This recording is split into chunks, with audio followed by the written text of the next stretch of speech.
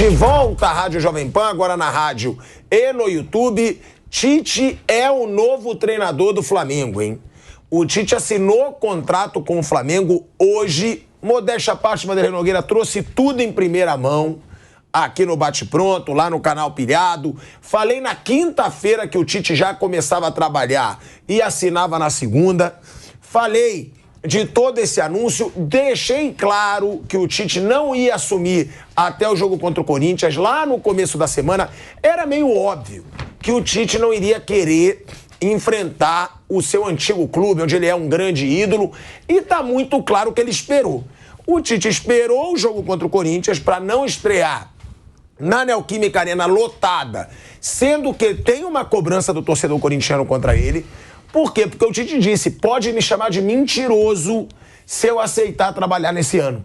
Porque ele negou 4 vezes o Corinthians, disse que não voltaria a começar a trabalhar nesse ano e aceitou antecipar com promessas do Flamengo. Promessa de que vai abrir o cofre, vai deixar ele tomar conta do futebol, vai poder reformular esse elenco. Então é o Tite chegando ao Flamengo com pompa e contrato até o fim de 2024, como a gente também antecipou aqui, e além disso, 2,5 milhões de reais por mês para o Tite e sua comissão. E aí vale até a gente fazer o debate aqui depois, porque a comissão do Tite tem 3 auxiliares. Não sei se precisaria na seleção brasileira, tudo bem. Agora, no clube, 3 auxiliares, é o César Sampaio, é o Kleber Xavier e é o filho do Tite. São 3. É uma comissão cara. Tem ainda o Marcelidian, tem o analista de desempenho.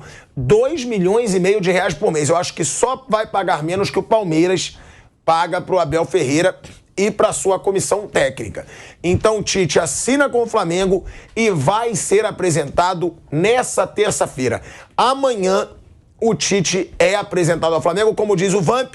Bate Pronto a informação, a gente trouxe tudo em primeira mão. Fábio Piperno, boa contratação do Flamengo, é o que eu falo. O melhor para mim seria o Mister, o Jorge Jesus. Não tendo no mercado, eu acho o melhor nome, né, Piperno? O Tite é o melhor nome de todos, é o melhor técnico brasileiro, é um técnico com mais história, vencedor, enfim, técnico de Copa do Mundo. A gente pode, enfim, contestar ou não o desempenho da seleção brasileira nas 2 Copas, mas a verdade é que até os 2 mundiais, o Tite fez um trabalho que eu avalio como muito bom.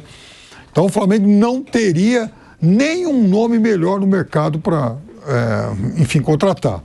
Só espero que tenha um pouco de paciência e cuidado, porque o Flamengo também precisa, né, de um trabalho de reformulação de elenco. E veja, não é porque está cheio de perna de pau no time. São jogadores que talvez já tenham esgotado o seu ciclo.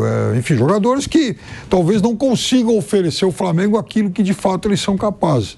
E olha, o Flamengo, o Tite vem acompanhado também de uma comissão técnica de seleção brasileira. Eu acho que assim, o Flamengo larga na frente para 2024. Eu acho que é uma excelente contratação e acho que o Mengão vai ter aí momentos auspiciosos pela frente. Bruno Prado. O Flamengo agora começa com o Tite um novo trabalho. O Tite é muito competente, é o melhor que temos aqui brasileiro. O Flamengo tem um elenco muito bom, mas o Flamengo é um time difícil de trabalhar. Vamos ver como que vai ser. A gente sabe como as coisas vão andar no primeiro tropeço, né? A partir do primeiro tropeço, como o negócio, como que fica o ambiente, como é que é levado. Para mim, o Vitor Pereira, por exemplo, ele caiu quando perdeu para o Hilal. Ali era o 3º ou 4º jogo, a partir daí, qualquer coisa que ele fizesse ia ser desconsiderada, a não ser que fosse algo muito fora do normal, né? E o Sampaoli caiu quando perdeu para o Olímpia.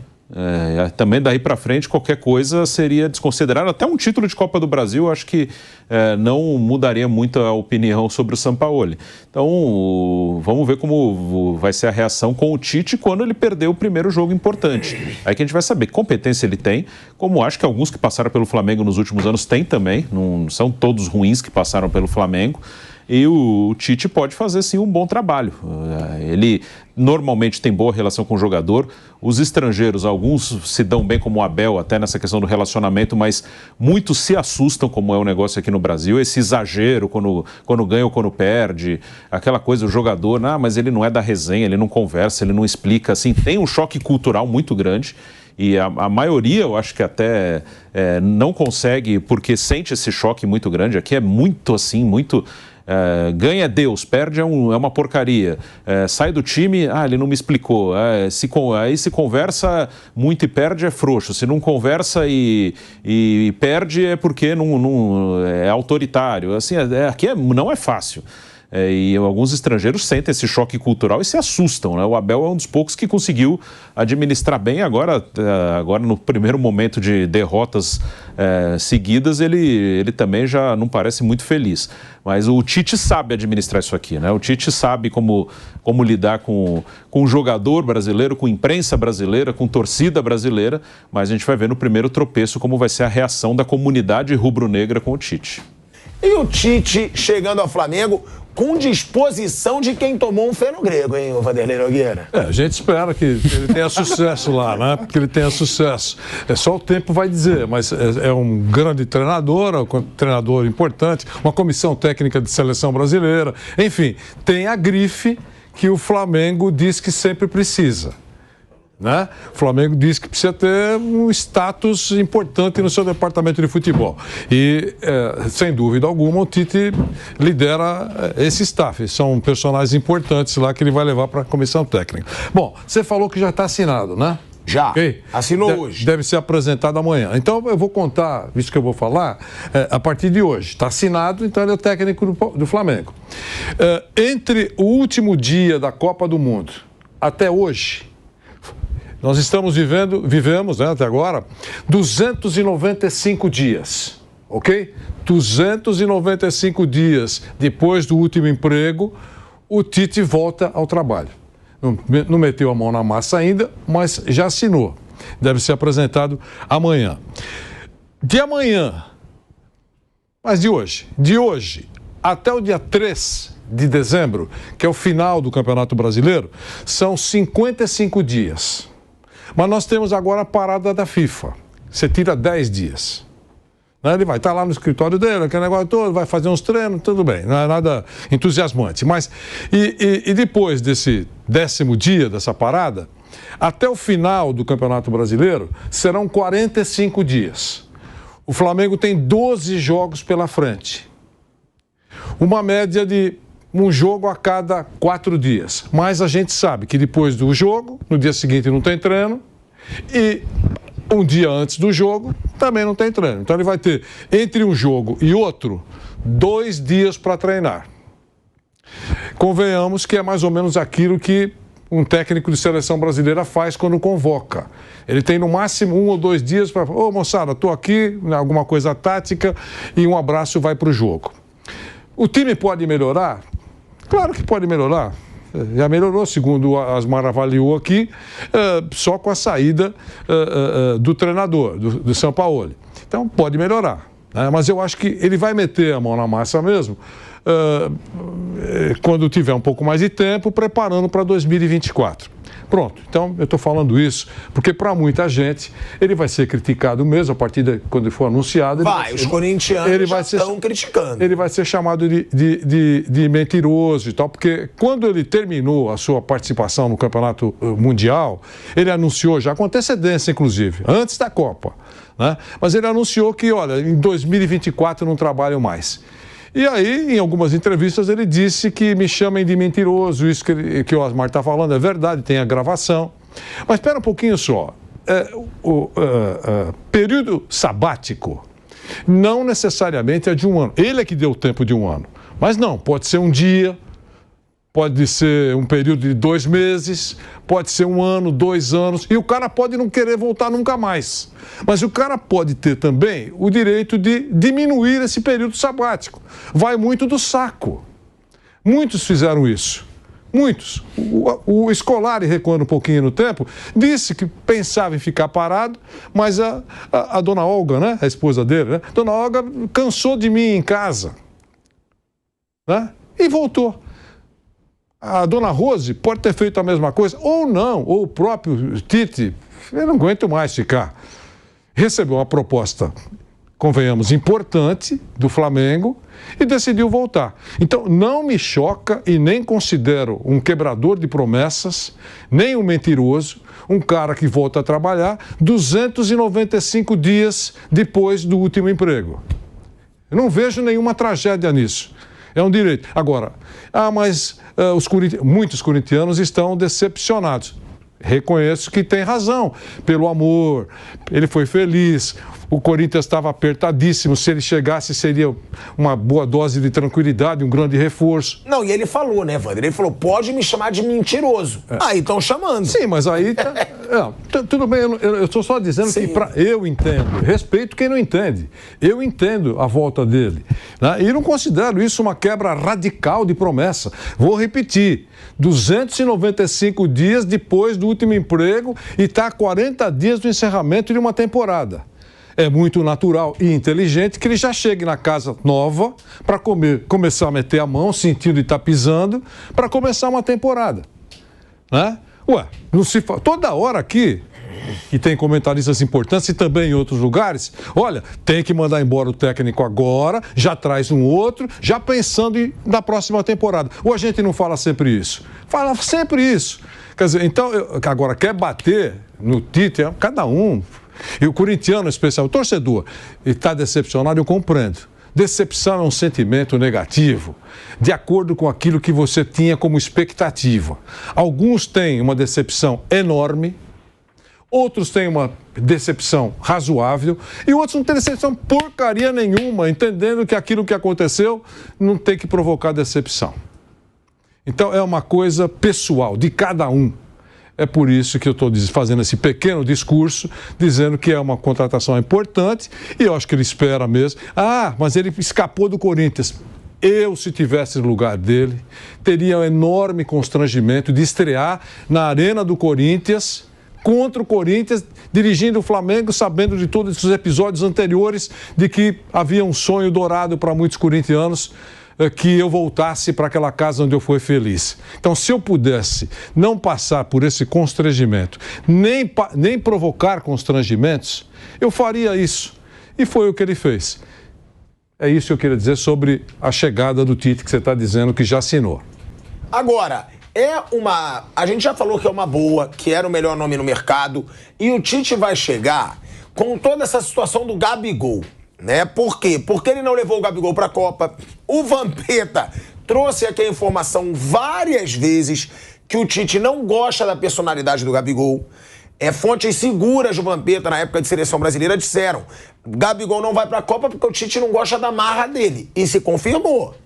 O Vampeta falou que ele não ia para a Copa, ele não foi.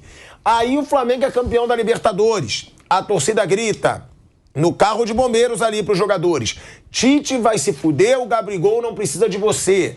E aí o Gabigol fala no microfone: é isso aí, minha seleção é essa, é o Flamengo. Agora, muita gente diz, será que vai ter um clima? Eu dou minha opinião, para mim não. O Tite é malandro, todo jogador diz que o Tite sabe muito gerir essa relação pessoal com os jogadores.